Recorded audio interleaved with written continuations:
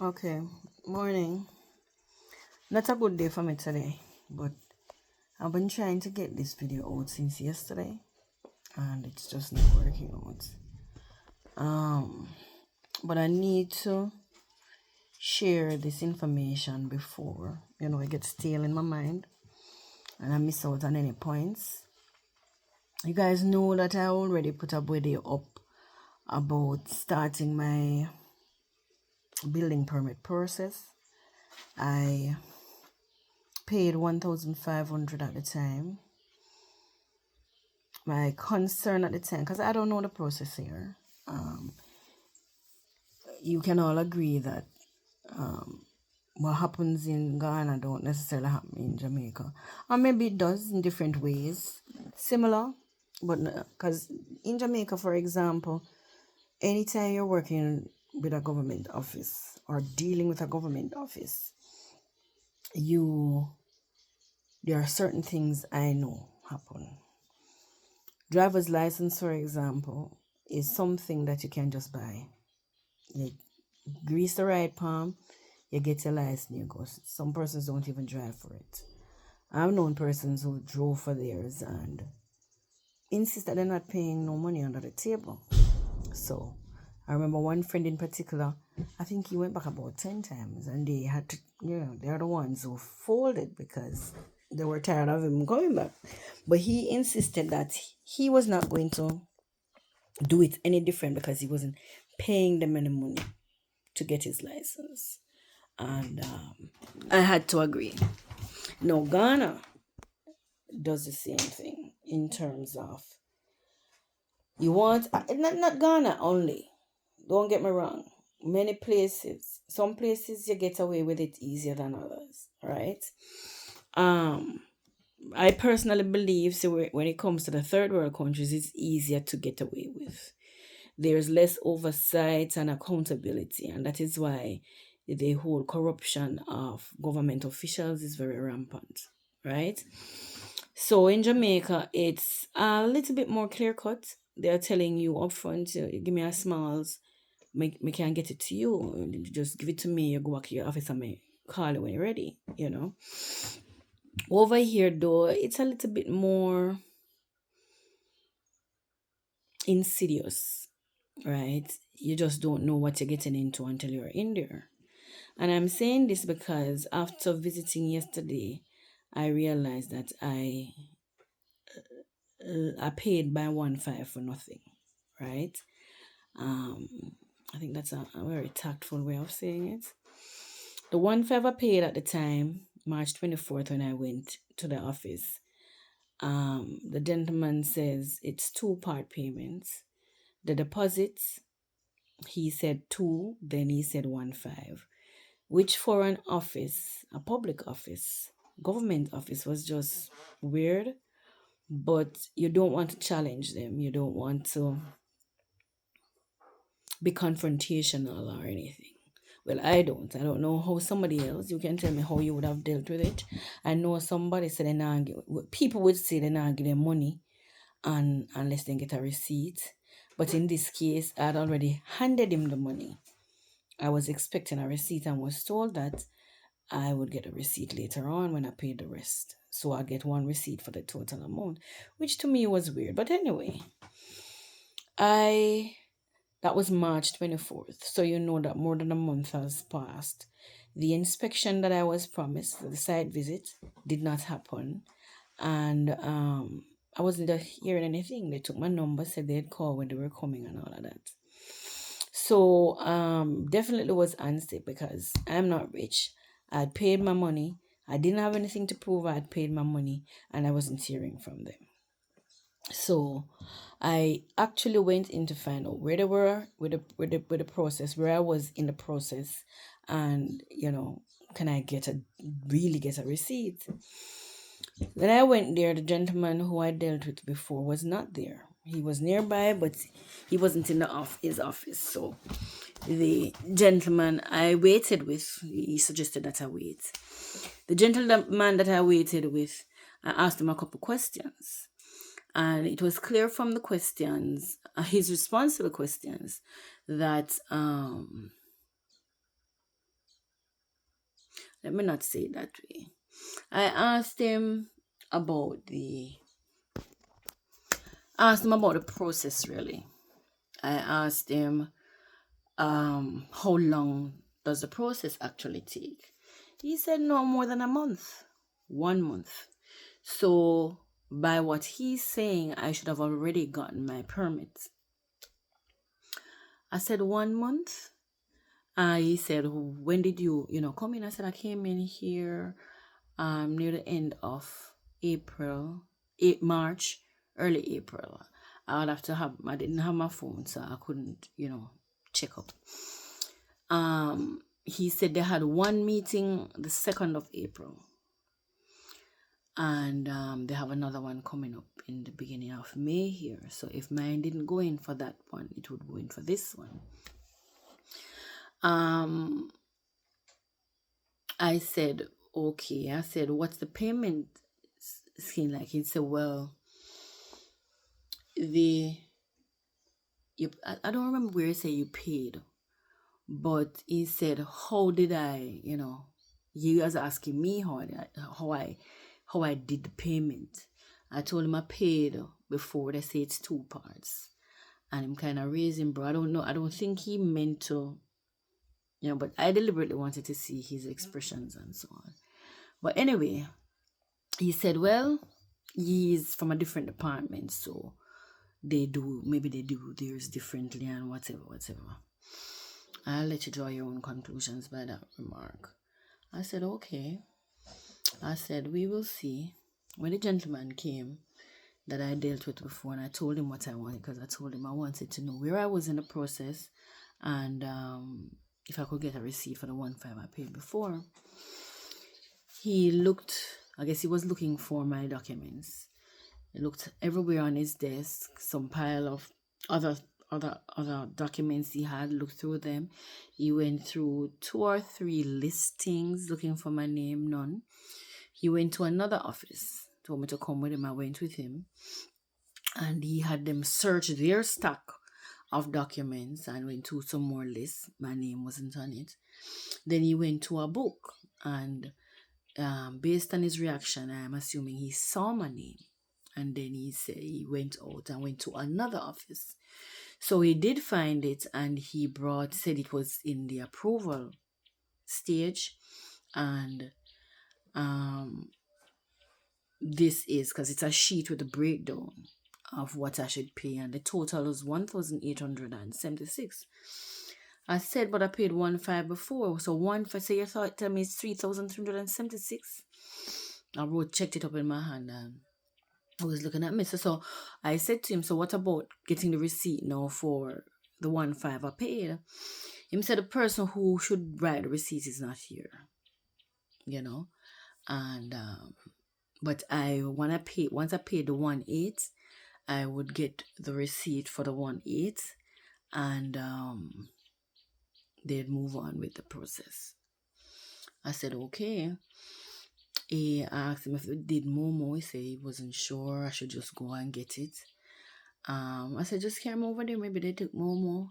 He sounded as if he wasn't sure they did. But he also insisted that I leave, go get the money cashed out and come back. And then he would take me to pay it. So I did that and I came back, and he said, let him count it. So I looked at him because I wasn't giving him the money. And he said, all right, come, let me take you over. So he took up some documents, took up the paper with the breakdown of what I should pay. And I went with him.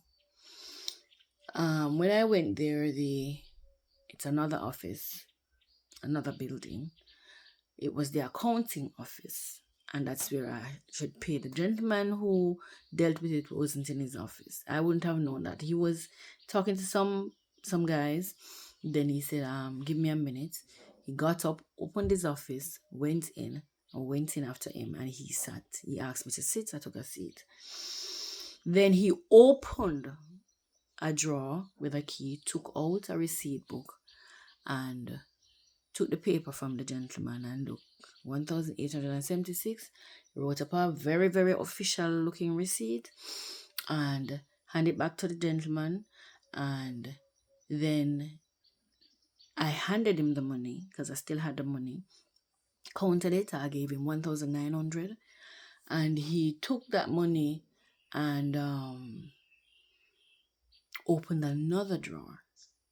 I mean, he literally had a bunch of keys, took up the keys, opened the drawer, take out a bag with, I guess, cash, and gave me 25 cedis. And asked me if I had $1. But all of my change was left in the taxi. So I was willing to go and get it. But he said, don't worry yourself. It's fine. So I ended up with 25 cedis change. And then he took out an application form. A pink, and it's not flimsy application. It's a heavy. It's I don't think it's as heavy and stiff as cardstock, but it's not thin printing paper. And handed that to him. So I'm saying application. So I speculate, and you guys can correct me if I'm wrong. I speculate that I should have gotten that application form from I came the first time and paid a deposit. I had that thought. I didn't see what was on it initially. He handed everything to the guy, and then when we left, I took his number, gave him my number. That's a gentleman. After the one who came with me stepped out of the office, I did that exchange, and then I left with him. So when he went back to his office now, I said, you told me I would get a receipt for everything. He said, the guy who did it, who should give me the receipt, is not here. And I said, so can I leave my number? Can I get his number so I can call him? He's sick. And in Cape Coast, so he doesn't really want to disturb him. I said, okay. So I took the receipt from him, and he asked me to sign the pink paper. So you're going to read. It was my opportunity to read it. And when I looked at it, it was an application form that required information from the site visit. So I speculate that after I paid whatever fees, I get that application form. When I get that application form, he would visit the site, fill in the information, and then assign it, and then move on with it, put it in a meeting, and then from that meeting they approve it. All right. So I noticed the steps taken from me paying. You know that this is the system, right? So I am saying to the gentleman I was dealing with before, I said, so why didn't I take the money before here? He said, it's a different department. So I said, so since this is the account, wouldn't that money come here as well? He said, no. I said, okay. So I signed the pink paper application forms, and I left it. And I left. But I suspected from I left that day without the receipt that I wouldn't be getting back that 1.5. And that second payment that they mentioned would be the actual payment that I needed to make to get my thing going. I suspected it. I'm even more sure now that was the case. So I left there. Didn't get the receipt for the first payment, despite what I was assured of when I paid that first payment. And well, this is the day after, so I can tell you that I got a call from the gentleman that I had left my number with, and I explained to him the situation, and he said, if I'm patient enough, listen carefully, if I would be patient, I'd wait until I got my permit, and then after I get my permit, he would see about getting me a receipt for that 1.5. I said to him, I would actually prefer getting back the 1.5 and do away with the receipt. Him said, well, to be honest, I doubt you're gonna get back that 1.5. I said, okay. I suspected as much.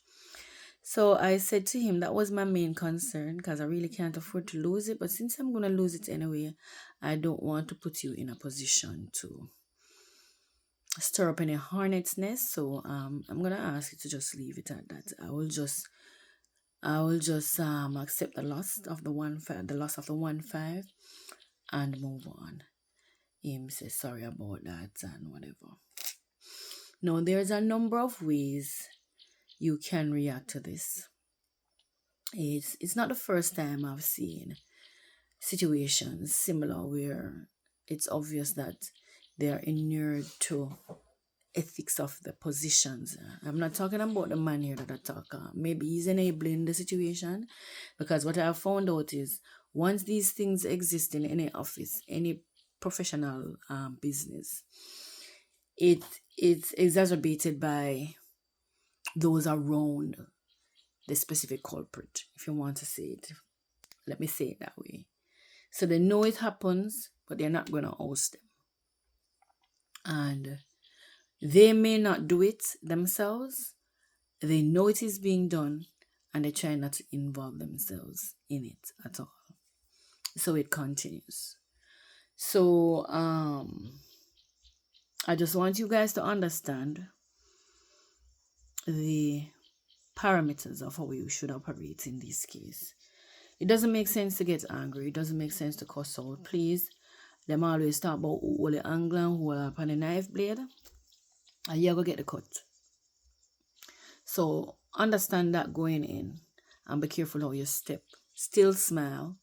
Still be as cordial as possible.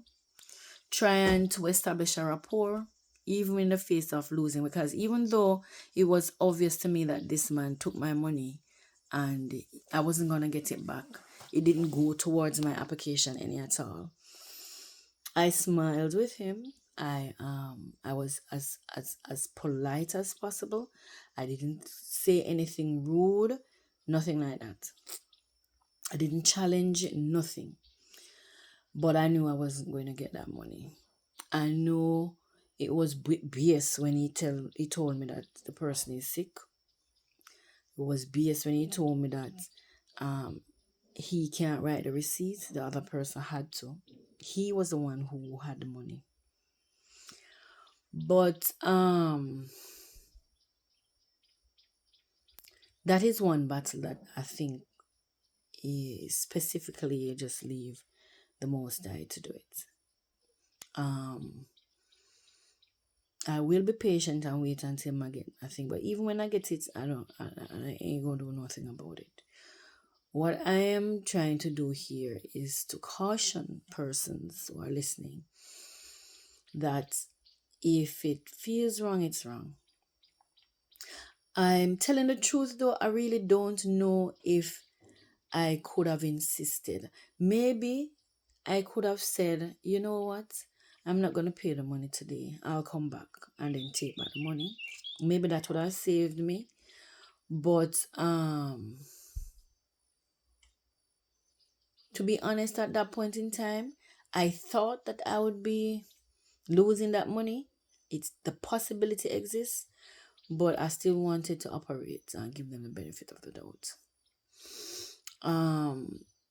Some persons don't end up in these situations because they have enough money to pay them to push their thing ahead and so on, because that happens.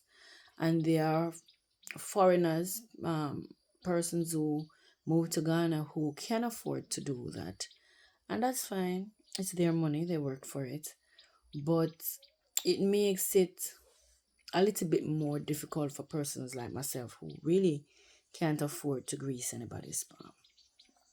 And if I lose money in this way anyway, I feel it more than others, those who can afford to lose it, I lost the 1.5 and I didn't get anything pushed ahead or anything like that. But I did learn a thing or two, and I'm hoping through my lessons other persons can avoid getting into those situations. I You know what's a sad thing? Anyway, I'm not going into that. I just want to say I paid the money again. The funny thing was somebody owed me for. They didn't owe me. They promised me some money and they kept dragging it out, and I didn't get it till the night before, and that is how I was able to pay for it. Right now, 12:02. In fact, when I saw the notification that I got the money, and going there and being able to pay was still very important, regardless of the circumstances. Don't take my quoting of the 1,876 as gospel. Your price will not be the same as my price, so please keep that in mind. The size of my house is not going to be the size of yours. All right. And I think they take that into consideration. How much square feet your house is, whether it's a 2-story or 1-story, all of that is taken into consideration as far as I know. So that was my price. I don't know what your price will end up being because of your house, right? So keep that in mind. But take my advice. Don't hand any money to anybody at the office unless they're taking you to somewhere. In my case, make sure they're directing you to the accounts office where you will get a receipt. You and I know that even if it's 2 departments, the protocols would be the same. The other department should still give me a receipt for that portion, as opposed to telling me to wait until everything is paid. I was told by the person who called me that he does not know of, as far as he knows, this is the only place you pay money. Yeah.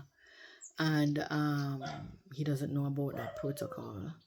And he would assume that even if there is like it's 2 different departments and you are to pay there, they would give me a receipt.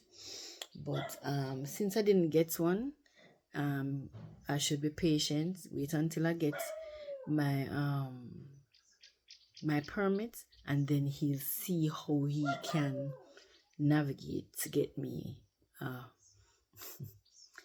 a receipt for that 1,500. All right. I think that's all I have to say about it. As I say, I'm not feeling so well today. Had a nice plate of curry goat yesterday, and I've been messed up since. My stomach is messed up. I'm feeling weak, and cold sweat keep just washing me. But I guess it could be worse. Yeah. So this is Michelle again in Ghana. I'll see you guys in another video. And any questions, any insights, you can, share them in the comments as usual. I'll be seeing you.